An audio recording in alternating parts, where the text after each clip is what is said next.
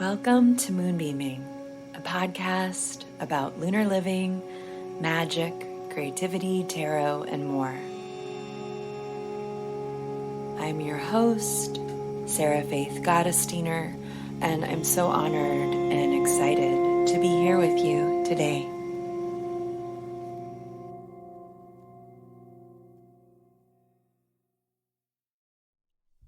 Hello, and welcome back to Moonbeaming, a podcast. Of course, you know it's a podcast. You're listening, that explores the intersections between the magical and the mundane, the spiritual and the practical. And this is a space for the curious, compassionate, critical seeker. And if you're listening, hey, hello, that's you. Hi. I'm your host, Sarah Faith Gottesdiener. I'm an artist, author, psychic, graphic designer. I'm a business owner, a tarot reader, and yes, a podcast host. I'm also so incredibly honored and thrilled you're here. I know that your attention is valuable, and in Moonbeaming land, we try to bring you all thriller, no filler. So let's dive right into today's episode. Today's episode is so phenomenal. It's right on time with so much that I've been thinking about and working on since the beginning of this year, because I've been thinking about and researching and working on all things boundaries. As you know, my workshop series, Better Boundaries, starts next week. I'm so excited. And week 2, we get into the nervous system, different attachment styles, how to get into one's window of tolerance, how to begin reprogramming our own particular nervous systems. If you are highly sensitive or intuitive, that's super key because we're talking about boundaries, and boundaries inherently are about feeling safe. And if we don't feel safe in our bodies for a variety of reasons, it's going to be more challenging to advocate for our own safety and to prioritize our own safety, you know? Right? So if that's interesting to you, come join us. I cannot wait to begin. And I'm so stoked about today's guest. I got a chance to talk about the nervous system responses and boundaries with today's guest, Victoria Albina. We get into so much. We get into the stress cycle, how to regulate the nervous system. We talk about what feminism means to us now and how that overlaps with our own respective philosophies and what we do in the world. There's so much more as well. We totally nerd out. We totally come with all the jokes. You know, there's no one I would rather get into the nervous system with and stress cycles and subverting the patriarchy and trade corny yet hilarious jokes with than Victoria. I love Victoria, and I know you will too. Here is a little bit about her. Victoria Albina, she, they, is a certified life coach, UCSF trained family nurse practitioner, and breathwork meditation guide with a passion for helping women realize that they are their own best healers so they can break free from codependency, perfectionism, and people-pleasing and reclaim their joy. She is the host of the Feminist Wellness Podcast, holds a master's degree in public health from Boston University School of Public Health, and a BA in Latin American Studies from Oberlin College. Victoria has been working in health and wellness for over 20 years and lives on occupied Muncie Lenape territory in New York's Hudson Valley. We had a super rich, really fun conversation, which you will get to hear right now. Just a little note. We had some tech difficulties. Some of the interview did not get recorded. So if you sense that, thank you for your patience and understanding. We are all just doing our best while the machines have their own agenda. But you will definitely love this conversation.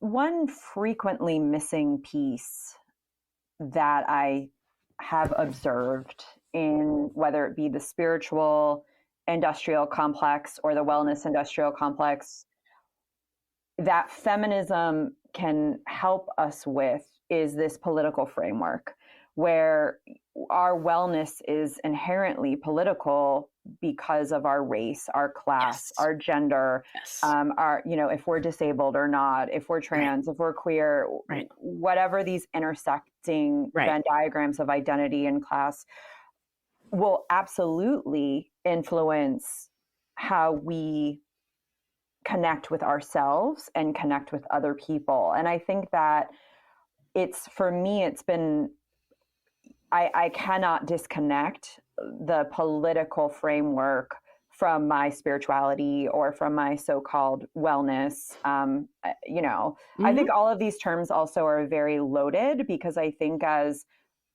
we change and we grow and as some of these words get flattened or change or both, it can get kind of, I know that it can get a little bit murky. So that's why I wanted you to define it, because I also think a lot of times people think of feminism as pussy hats or bubble baths or wanting to be the same, to have the same kind of power as, straight white men or whatever that may be. And I think you're framing it in such a generative, expansive way that takes into account the entirety of a human being's spirit.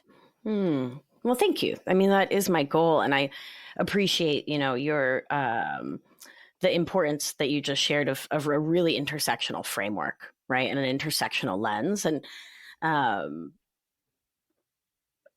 And bringing up the social determinants of health and really naming that first and foremost, right? And talking about the complexity, everything. We know so much about, neonatal mortality has so much to do with maternal health. And I'm going to use gendered language because that's what's in the research, but maternal health at menarche, right? So whether your baby dies when you have it when you're 24 has to do with how much nutrition you have at 12.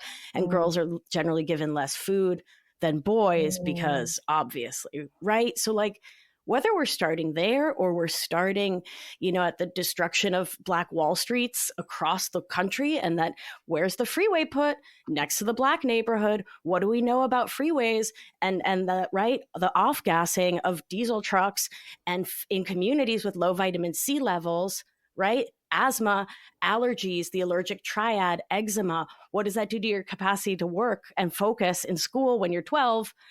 It just right? It's endless examples. And so, yes, yoga now. Yes, breath work now. Yes, thought work now. Yes. And where are you standing? Where are you living? Whose land are you on? Right?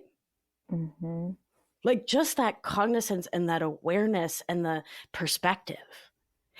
And furthermore, right? Understand, and I'm not trying to get into the suffering Olympics at all because everyone loses in that, right? 100. That's not a summer games that ends up with any gold medals for nobody.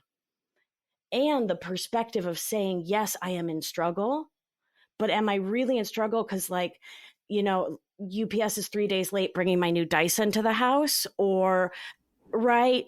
Whose stolen land am I on? Right. Be upset about what you're upset about. Process it through your body. Do somatics. Do thought work. Work through it so you don't then snap at that UPS driver making minimum wage, working his third job of the day, right? But also with love and care and kindness and compassion. I was a friggin' hospice nurse. I'm a compassion machine. You sure are. Thank you. And perspective, babies. Perspective. What are you so upset about? Is that the hill upon which you may choose, in fact, to die today and to take everyone else down with you? Oh my gosh, this makes me think of this great Rilke quote that I've been thinking about, and it's, may you be defeated by more and more difficult things. And I love that, because if we're just getting stuck on the UPS delivery being 3 days late, you know, right. I also think that this was a question I was going to ask you. So I want to just kind of pivot, because I think we're a little bit there, because I'm kind of also thinking about, well, the person who's, you know, blowing their top off at the driver, cutting them off in traffic, they might be burnt out.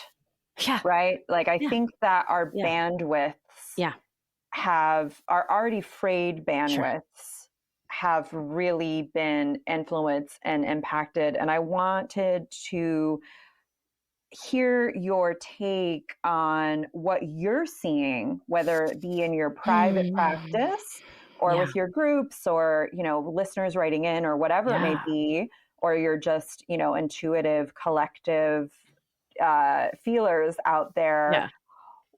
In your humble opinion, you know, what are you kind of picking up on in the collective with in terms of burnout and bandwidth? And what are some ways that we can kind of get back to center so we can have a fuller cup to help other people? Yeah. I mean, touching down on year 3 of the pandemic, like that's some shit right there, right? Plus maybe World War III, plus for those of us who think this way, right? But like also Palestine, also Yemen, also why are we not taking action there, right? So there's a lot of geopolitical heavy. Also, why don't we have healthcare? Like socialized, you know, like also why have we all not just been able to take a break? Like, I mean, we could be here all day, you know? Yes. Yes, this is part 1 of a 7,000 part series called Sarah and I Talk About the World All Day, Every Day. WTF. Right? Exactly. Okay, so I would actually love to nerd and to help people understand something from neuroscience I use science as a way to bring in compassion, because when I was really sick in my physical body, I didn't know what the fuck was going on. And so I thought it was me. Like, I thought I was the problem. I thought I was depressed and anxious because there was something wrong with me. I had parasites. So, you know, you destroy the gut microbiome, you make the girl sad. That's science. So let's talk about window, right? I mean, let's talk about the window of capacity, shall we? Yeah. So and I love you use the example that I often use to explain the window of capacity. So if you're going to be a nerd, which I highly recommend, and look this up later, you're going to want to look up 10 out of 10. Yeah, exactly. Always and forever. Look up the window of tolerance, because that's what it's called in the psychological literature. I work with folks who are looking to overcome codependency, perfectionism, people pleasing. If there's anything we know how to do to our own detriment, it's tolerate other people's bullshit, other people's lies, people crossing our boundaries, right? And disrespecting and not caring for ourselves. So I don't like that word. I'm not trying to teach tolerating. So I talk out the window of capacity, or a term from my teacher, Jane Clapp, the window of bodily dignity. So isn't that so beautiful? And so this is the framework for understanding how many inputs can your nervous system tolerate and stay chill. Stay in what's called ventral vagus, which is the safe and social part of the autonomic nervous system, part of our parasympathetic nervous system, the rest and digest part. All you need to remember is the chill part, ventral vagus. So let's say you're driving on I-95, which is generally a terrible idea, but you're doing it. And one jerk cuts you off. And you're like, jerk. but you're listening to a nice show. You're listening to this podcast. You're loving it. You're fine. You're focused. Your nervous system is cool. You're chill. And then another jerk cuts you off and you're like, yo, what is going on? But you're fine. You breathe through it. And then the third and then the fourth. And you're like fucking screaming. You're laying on the horn. You're opening the window to give him the good Italian hand. You're like going full New York on this Bostonian who cut you off. It's always a Bostonian. It's always a friggin' masshole. And I'm from the great state of Rhode Island, but now I'm bragging. So, I'm from Connecticut. We know all about you Massachusetts people. We know you. We see you massholes. Get off I-95. Stay where you're going. Stay where you're at. So, yeah, you lose your shit. You start screaming. And that is your nervous system not having the capacity to keep you chemically in that window, in ventral vagal. So this is a biological occurrence. It happens in approximately 0.6 seconds. So that you go whoosh into sympathetic fight or flight, flooded with adrenaline, norepinephrine, cortisol. God damn you, Bostonian. Or it's been happening all day. It's been happening your whole life, right? We can go back to intersectional feminism, right? Microaggressions, macroaggressions, destruction of your communities, right? Living in a Black body, a brown body, a queer body, a differently abled body, et cetera, neurodivergent body in this culture. And you collapse. Your nervous system is like, I'm not having it, but there is no fight left in this animal. I've broken all my nails on this. There's no tooth, there's no fang. Your girl's tired. Your animal is tired. And so that in relationship sounds like, right? Sympathetic is your foot's on the gas. And dorsal, the collapse, is foot's on the brake. That's, I don't know. I don't want to hang out. Thank you. No, you go to the party without me. Dinner, I'm not hungry. Or you're like all the carbs, but in bed. Yeah. I'm burnt out. I'm done. I am just. And again, I think when we can see this and understand it within the framework of 0.6 seconds, we can remember it's not you. There's not a problem with you. You're not broken. You don't need fixing because you're just basta. You're just done. In Spanish, very much in Argentine, we say no doy más. Like I can give no more. There's nothing to give in this animal, in this nervous system. The chemicals are washed out, right? I can't get activated and I can't get chill. So from there, we get to do the work of coming home to ourselves somatically, of building trust with ourselves slowly, gently, and coming into embodiment in ways that feel safe to the mammal, right? With that constant focus on. So sorry, I'll back up. I didn't define somatics. So soma means body in Greek, and somatics, as the modern understanding, is credited to Thomas Hanna, who in 1976 published a book naming this new term somatics. We can very easily say that this is the work of, which is millennia back. This is the work of communities of color that come together to dance, to move, to be present in their physiology. The Celts, as well, had dancing ceremonies. So this is ancient work, but, let's put a white guy on it. So anyway, not that I have any beef with Thomas Hanna. His work is dope. Lovely guy. Makes beef a great with the casserole. System. Yeah, exactly. He does make a lovely casserole. Have you had the one with the chips on top? I haven't. Nice. I'll have to ask him about it. Next time I'll have him fax you some. Yeah, next time I'm in dorsal. The crunch is nice for dorsal. It would be so nice if we just, I've been thinking about, sorry to interrupt you, Victoria. No, yeah, I've been thinking about how the best compliments moving forward could be you're just one of my favorite people to co-regulate with. I just, you just really put my nervous system at ease. I hope we can become so nervous system literate that we can start thinking of who feels safe and who is maybe a little bit of a test of our boundaries and where our energetic fields end to begin. So anyway, I'll just wait. So what if I just had a great idea? What if we change Valentine's Day to ventral vagal day? And it was a celebration of the people who bring you into ventrovagal, right? Who love that. co-regulate. We did it. We just branded a new global holiday. It's happening here first. You heard it here first. I love this. I love it too. And let's keep going. So you're talking about somatics. Yeah, I love somatics. Well, so your question was how, you know, we're in thinking about burnout, secondary to our own personal experiences, this global experience, of course, in the framework of, for some bodies, thousands of years of oppression, right? So what do we do? How do we start to bring ourselves back? Yeah. So for me, the process is this: awareness, acceptance, and then action. It is very much the way of a dysregulated nervous system to jump to action. It is very much I will just say broadly, the American way, right? To see a problem, right? Like if you got a problem, I'll solve it without, right? I could finish not going to check out the sure you're not going? Oh, my DJ revolves it. Thank you.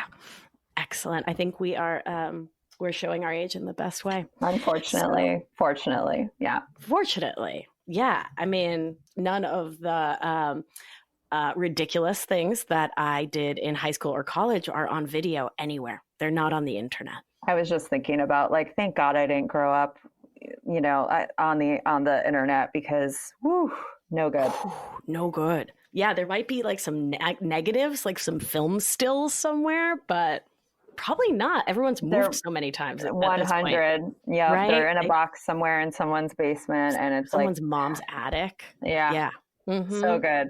So good. So we have awareness, acceptance, and then action. Because when we jump to action, that's like New Year's resolutions, right? It's like, all year I haven't done anything of this list of 27,000 things that's good for me, but tomorrow is the day. Tomorrow I changed my life. And it's like, how can that not fail? Right. And so for me, the core work of somatics, of this embodiment work, is building self-trust, because it's only when our nervous system trusts us and we trust our nervous system that we can expand that window of capacity or bodily dignity. Right. So that the fourth thing, you're like, all right, Mittens, I've got my own back. I know how to do what to do, and I got it. I can stay in ventrovagal with me. Right. Or I can look outside of me in a loving way for someone to co-regulate with me. Right. So it's all about that self-trust. So when you set yourself up with these like ridiculous goals, like, what are you going to do but fail? Like, come on now. So that is antithetical to the work of bringing in more self-trust. So I see a lot of folks kind of holding fast to levels of quote unquote productivity that they had maybe, 3 years ago, not understanding how much stress impacts executive functioning and the nervous system. And I also see almost the opposite. I work for myself, and we do have interactions with people, whether it be brands or corporations, people working in corporate or just different work zones. That's not how we run our studio, but I also see almost a heightened urgency. And I gotta always sort of lovingly shake my head and ask myself, like, are you in your body?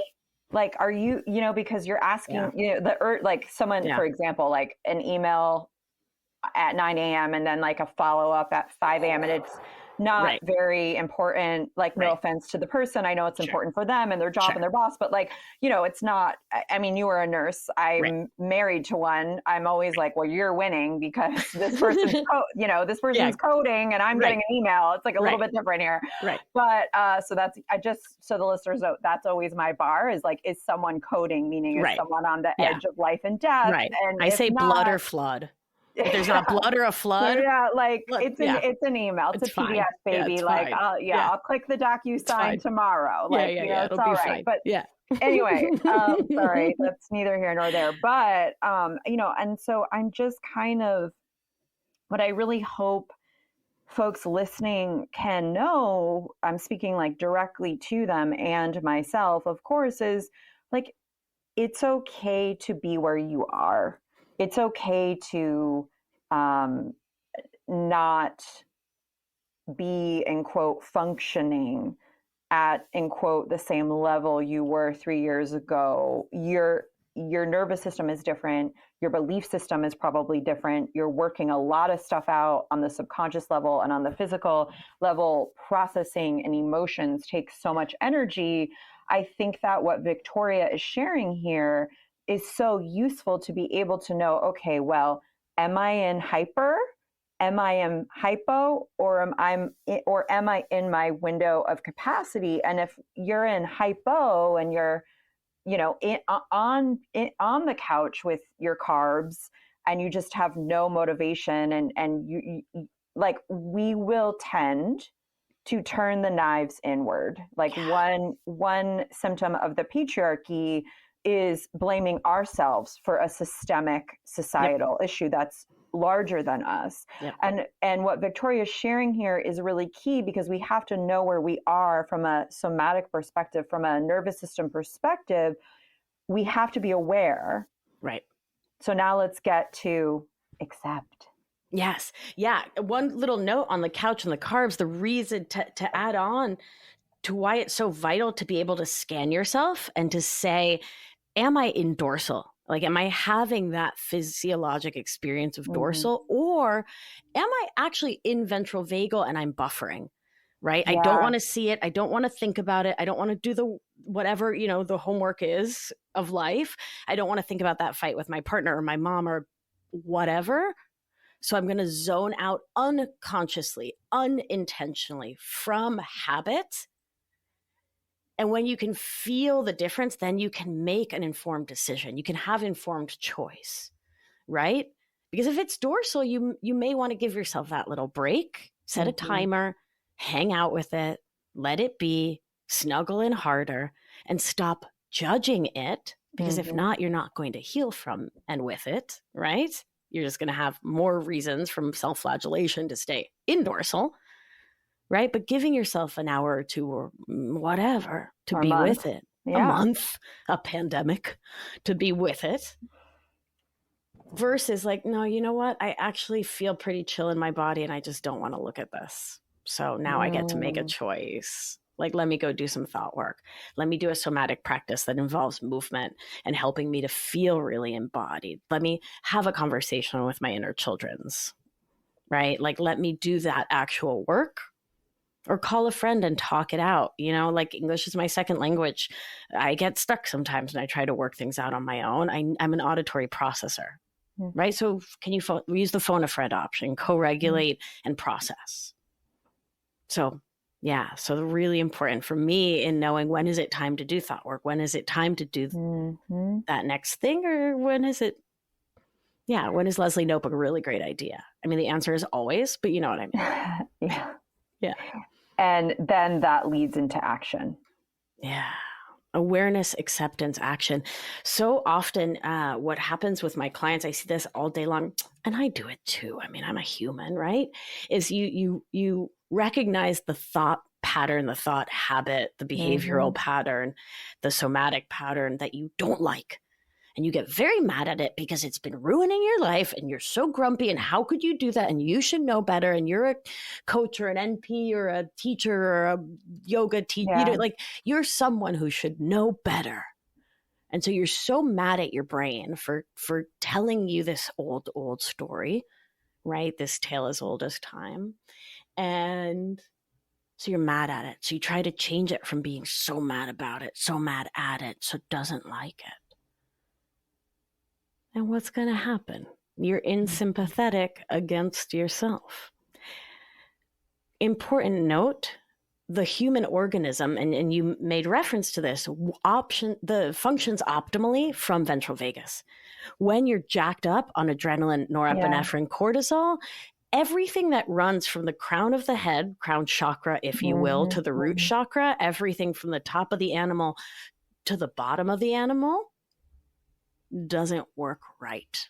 So too in dorsal, it does not work optimally. It doesn't work the way we want it to. It works perfectly, right? In that, let's talk digestion.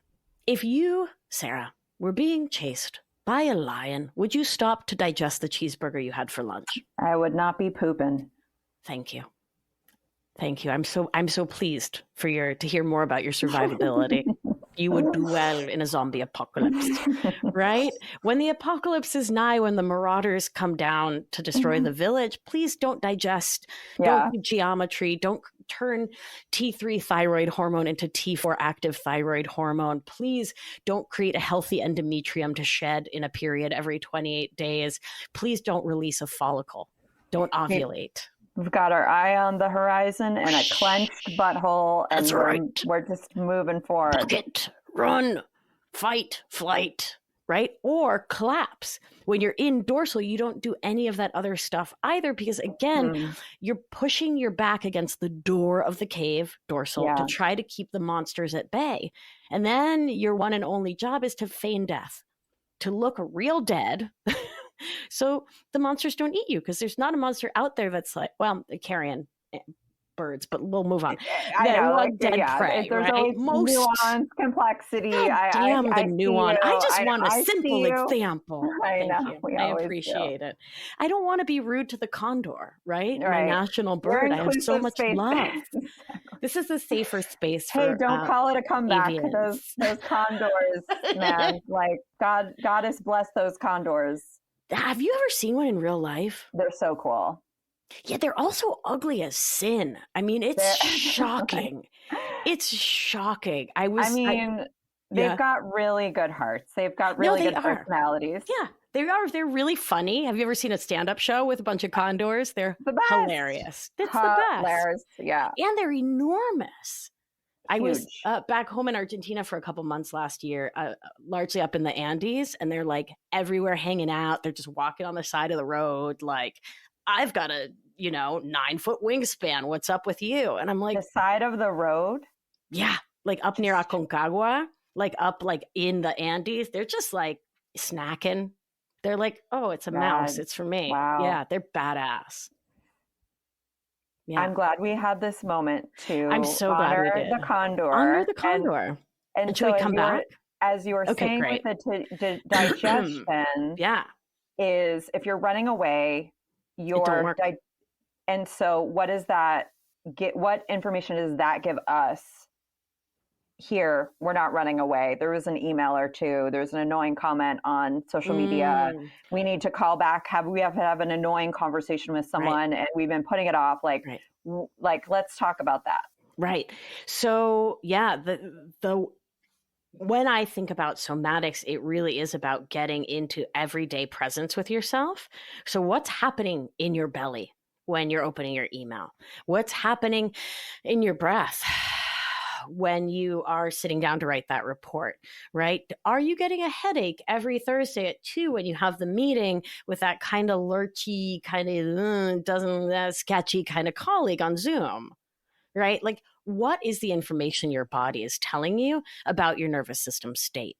And so in that awareness and then acceptance, like, this is what's happening. It's got programmed this way, ages 0 to 7, again, overlap with the chakras on the nervous system. And we can just accept that that's what has been until this moment when you heard this information on this show, possibly for the first time. And you're like, oh, wait. It's not my fault. I didn't cause it. I didn't make it this way. And I can begin to change it by accepting what is. And we went into the whole digestion condor because I was asking if you're judging yourself, right? You're creating that same chemical overlay into your body as the lions are coming. And in neither situation would you digest. Would you think properly? Would you be an animal doing mammalian activities within the organs? And that's where I feel like witchcraft and boundary work comes in so well, because one of the first things you learn in the craft is how to ground and how to shield. And people use different terminology, but we're talking about centering in the body. Yep. We're talking about co-regulating with the earth or whatever Plants, exact element. Yeah. 100, anything you have an affinity towards. And then we're talking about creating a bubble of energy around you so that you do not become enmeshed. We want to be interdependent, not codependent. And we want to be in relationship with, but not enmeshed, right? We don't want to be absorbing. We don't want to be matching energy. A lot of my clients tend to be they attend to subconscious or unconsciously emotionally or energetically process the emotions or energy of others because that was like their role, and then they wonder why they're always exhausted. They're like eating for two, they're like processing for two. So you can really utilize energy work as well. And one thing, as you were talking, Victoria, I was thinking of a practice that I do, which is I will do things that are very low stakes, but have to, that they both retrain my neural pathways as well as retrain my somatic nervous system responses. And so currently I'm boxing. And so just today, this morning, I was boxing with my trainer, and it teaches me about my energy, which is incredible. It really, speaking of scans, it allows me to see where in my like energetic field I kind of move around like a noodle. But it also, I can tell my cycle, my stress cycle, the fight, flight, freeze. And I said to my trainer, because my trainer kept saying like, you need to come in, like to hit him. And I was like, you know what it is? It's that I was socialized female. And a lot of times people who are socialized feminine are not taught to fight. They're taught to retreat or to freeze appease. Or to fawn. To fawn and appease. And I realized I was going against my ingrained nervous system response, and he was like, you need to attack me. He's wearing the full thing. And I'm like, it's like, I'm going against my nervous system is like, no, get out of here. Like, or be like, oh, you look so nice in your boxing gloves or whatever. So I really recommend for folks who are trying to kind of unravel and trying to get to know their body to do a daily practice, yes, of course, which can be easily be done with grounding, with meditation, and also to do something physical in their comfort zone, which is relatively low stakes, which will allow you to scan your body, allow you to kind of see the connections between the nervous system, the neural pathways, and to rearrange some of those. Because remember that in nervous system work, we always say story follows state, right? So the narrative that you are telling about your life is based on what state your nervous system is in that moment, which makes sense. If you're ventral vagal, the story is like, yeah, things are chill. Why? What? And you get a little jacked on adrenaline. You're like, things are not chill. In dorsal, you're like, what things? I don't even know what things are anymore, right? Like I forgot about things. I love that example of grounding through boxing, and of course, grounding through witchcraft. I mean, always and forever. Yes, yes, yes. One of the really simple things I love to have folks do is to get in touch with embodied decision-making, because from codependency, right, which is the wound of not enoughness, the wound of believing that you need to source your worth, your validation, your okayness from everyone in the universe instead of from yourself, which leads to perfectionism and people pleasing, the appeasing and fawning we were talking about.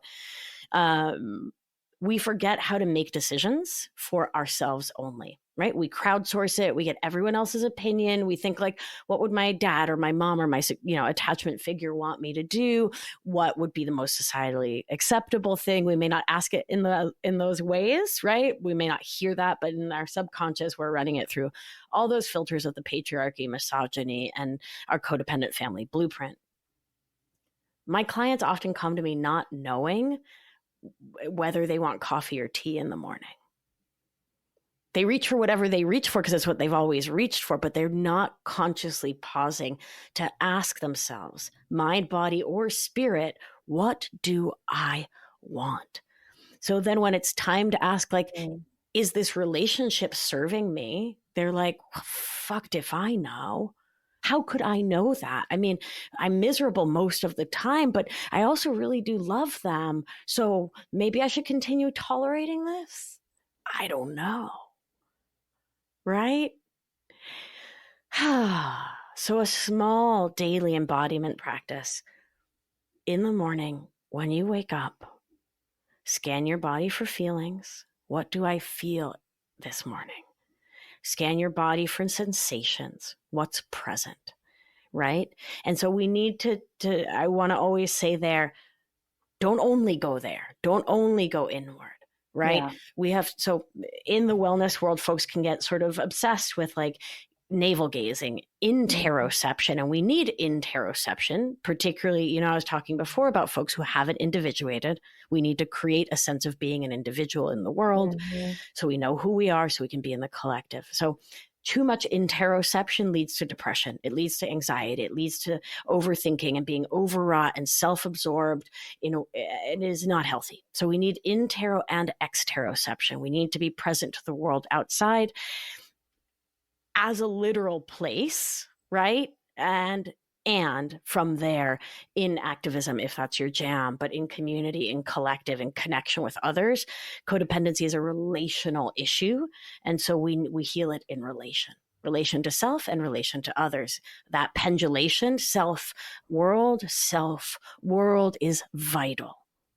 And so I wanted to talk about boundaries and perfectionism, people pleasing, codependence. And I just want to start with, in your humble opinion, what are some misconceptions that folks have about boundaries and all of this? They think they're mean. They think that setting a boundary is mean. How could I tell someone that I'm not available to talk with them? Like, what if they're upset? Right? What if they're hurt? What if they need something? Right? That it's really unkind, that it's selfish to set a boundary, right? That it means something, bad about you. Especially if we're talking about, I just want to like weave feminism back in here. Yes. Especially if we're talking about all these stereotypes that we see. We'll be seen as bitches, we'll be seen as unlovable, we'll be seen as unattractive, not useful. Right. We see these archetypes everywhere, right? Like people make fun of powerful women who know what they want and they need, particularly if they're not young or attractive or, you know, Western beauty standards. We like, I think about like The Devil Wears Prada or you know, just Hillary. I was going to say public political figure because I didn't want to get too, but yeah, I mean, hello. And just like even witches in pop culture, the original kind of archetype of someone who is empowered and intuitive, we could be here all day. So what are some of the kind of unraveling, detaching from, or like repatterning around you had to do with societal conditioning so your belly could feel better, so you could feel more empowered, so you could make choices in your own life?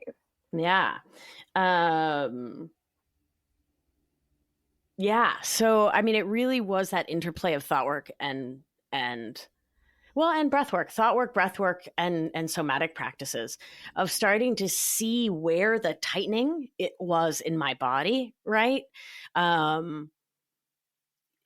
Where I would brace against someone else's opinion, right? Because it's when we talk about, so in the somatics world, you know, people have probably seen this on Instagram, like the issues in the tissues, right? We hold our feelings in our bodies, and it's not like, you know, there's anger in your belly button or there's sad in your shoulder. It's about tension patterns, and it's about how we hold ourselves, right? The way we brace against the world, our posture, the way we actually move our bodies freely or in a constricted way, right? And so for me, it was starting to feel into what was happening in my body as an animal in different moments, right? When I felt I wanted to say no, when I felt I wanted to say, no, yes, me. Like I'm going next. Or, hey, sorry, there's a line here, right? Like those little things, How right? many times Right? has someone listening here just let the Just let person them cut. walk in front of them Yep. or whatever, because Yeah. they don't want to start a conflict. They don't want to be seen Well, as yeah, I don't a, want to you know be, what? yeah. Yeah, I don't want to be a It's not a big bother. No, deal. it's It's fine. okay. You It's totally go. fine. Right? Right. Yeah. Right. And this, I'll come back, but this is, when we were talking at the top of the show about perspective, right? And individuation work. So the work I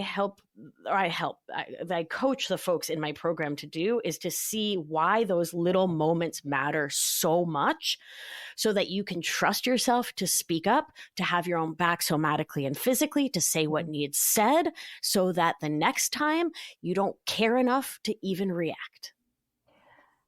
And then there's the spiritual component. Can I bring in? Please. I have like two more things to say. I love it. And then, because this is such a rich conversation. I want to be respectful of your time. So I want to, but I do want to, I know it's like, we're both like, so just jam. This is like both our jam so hardcore, you can tell. So like selfishly, I just want us to telepathically just vibe for a minute, but I know we have to keep talking because there are people listening. So the spiritual thing, I think, to think about too, as you were saying, when we're so introspective, that can kind of intersect with depression or with anxiety. And I know this, I know that you know this, and I know this, and I just want to say it for the listeners. We also know that depression can be chemical. We know that it's not, we're not saying that if you're my parasites, depressed, you're selfish. Yeah. Like, yeah, it can be any level of things. I just want to be really clear. I don't want anyone to think but I understand everything you're saying. So it's not about us. That person who's cutting you in line is on their own trip. They're on their own patterns. Their own unconscious levels, their own entitlement, their own socialization. They're not thinking about you, boo. Like they're just like, oh yeah, I want a bagel. Oh, I don't, or oh, I always cut in line. Or so, and I think that what sensitives, a lot of people I am in conversation with and in community with, and who I facilitate learnings with, they're very highly sensitive. They're very intuitive. Which means that they're neurodivergent, which means they're processing things differently. There's also an overlap as well with trauma and with hypervigilance of like, and then when energy steps into all of this, meaning you're picking up on people's energies, you're absorbing the entitlement of that person wanting the bagel in the line who's not thinking about you at all. It can become confusing. It can become a bit of a knot. And I think that there's all of these different levels and layers. And I'm not saying any of this to overwhelm anyone, because sometimes healing happens much more quickly than you think it does. And I love, Victoria, that you brought up those little moments, because if we can transform those little moments, those little moments really add up. Hugely. Yeah, because that's the nervous system, right? Back to the window of capacity. You've got another centimeter on each side, right? And that adds up for sure, right? Yeah, I love that reminder. One of the core things that happens from the codependent wound is this feeling so out of control in life, because you don't trust your own worth. And so the story the brain has so much facility to put together is, I am safest when I am controlling the whole world, right? When I am managing, when I am the puppeteer, when I am Geppetto and everyone is under my control. And we do this in such subtle, manipulative ways from the subconscious, right? Like if you're feeling attacked, breathe, baby, right? Like I am calling out habitual, common survival skill patterns. I'm not saying like there's something wrong with you, boo. not at all. Cause like I've done all of those things, right? That's been major. I mean, that's my whole control freak. Hello. Like it's totally as a trauma response. Completely. And did you know you were being manipulative? I didn't. No. And once I did, I was like, oh shit. Okay. I need to find another modality here, right? It's also a mirror, right? Because it's like, if I don't think other people are trustworthy, then how can I possibly trust myself? And so we start with what is being shown to us over and over, like, having trust issues. Wonder what the universe is trying. Wonder what my reticular activating system is trying to let me know about maybe what I should deal with. And we can do it just as easily as that. Okay, I'm working with trust. I'm working with surrender. I'm working with letting go. I'm working with forgiving myself. Right. And so that brings me back to, you're talking about that knot of like, I don't know what to do here. Right? Like, I don't know what's me, what's them, what's what, like, And so I think that's where we come back to intuition, the quiet, calm voice of the window of bodily dignity. So for me, when I overlap the window of bodily dignity and intuition, and I say those with the same prosodic voice because that calms the nervous system, into my own animal, into my physiology, there is no confusion about what is my intuition and what is anxiety, hyperaction, right? Hypervigilance, sympathetic, and what is collapse, what is dorsal, what is hypo, foot on the brake. There's never confusion because one is urgent, one is turned off, one is dissociated and not even present, and the either is frenetic and yelling. So as we overlap those two conceptually and then somatically, right? When are you calm and chill? Whose presence are you in? And the who can be the ghost of Maya Angelou. It can be a plant. It can be your dead grandma. It can be your partner or your best friend or a baby or a cat. Mother Earth herself, Pachamama. In whose presence are you most calm and grounded? What does that feel like in the physiology? What's the story? And this is where your intuition lies. And from getting to know your intuition, your discernment opens up, right? And you're able to discern, to tell, to know what the what is from animal. And the animal is never where conditioning, socialization, the patriarchy, misogyny, ableism, etc. lives. That's all up here in the kepi. That's in the brain, in the limbic system, that old amygdala in the prefrontal cortex. The brain is the site of all the storytelling, and the body knows the truth. So when you're in that bind, come back to the animal, back to the animal, back to the animal. Important caveat, because we honor the impact of trauma on animals.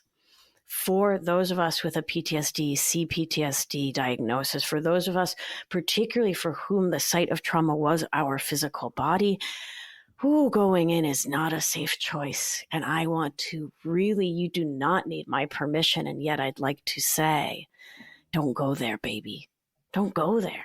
Don't listen to a podcast and think there's something wrong with me if I'm not embodied. I have to be embodied. I have to feel it to heal it. Fuck that.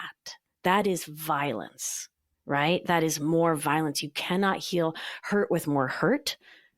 And for telling someone they have to go in when they don't have the window of capacity to support that, not about it. Thank you so. Yes. Always. We want to have baby steps. I always like kitten steps, smaller than baby. Meow, meow, meow. Yeah. Little condor baby steps. Yeah, it's so tiny. I always liken working in a trauma-informed way as instead of jumping in cannonball style, you wade in. It might take you all day. Sure. But you're kind of wading into the water at the level that feels okay for you. And I have had many times in my life where I've waded in. Yep. You know what? The water feels a little too cold. It's a little chilly. Let's get out. I'm going to get back out. Now I want my towel. Let's get cozy. Exactly. Yeah. I want to. So yes, this has been such an amazing conversation. I could talk to you for a million years, but we've gotta I just know that there are so many gems that people are going to really be working with and thinking about for days to come. So if folks want to work with you, if folks want to find you, Victoria, how can they do that? Yeah. So my podcast is called Feminist Wellness. It's free every Thursday on all of the things. You can follow me on Instagram at Victoria Albina Wellness, and my website is victoriaalbina.com. You can go there for two delightful things. One, at the top of the page, there's a little teal bar. You can click there and get a suite of free meditations, including an orienting exercise, which is a nervous system tool. If when we were saying, don't go in, if that's not safe, what you want to do instead is orienting. So that's a tool available for you for free right at the top of victoriaalbina.com. If you are interested in learning more about working with me, victoriaalbina.com/anchored is how you can learn about my 6-month program and join us for the next cohort. It would be a delight to have you as we work through these issues using breath work, thought work, and somatics. Yay. Thank you. Yay. Thank you.